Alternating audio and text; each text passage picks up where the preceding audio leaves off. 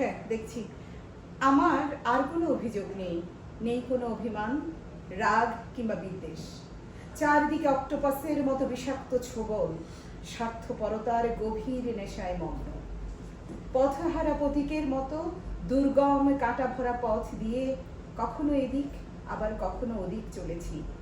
ছুটে চলেছি লক্ষ্যহীন সময়ের পদচিহ্ন ধরে, যেখানে ভালোবাসা শুধুই আজন্ম লালিত স্বপ্ন।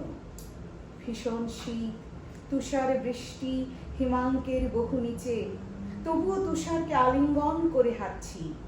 নষ্ট সময়গুলো বারবার ফিরে আসে বেদনার স্মৃতি দিয়ে মোড়কের বাক্সে, যেখানে সুখের প্রতিচ্ছবি শুধুই মরীচিকা।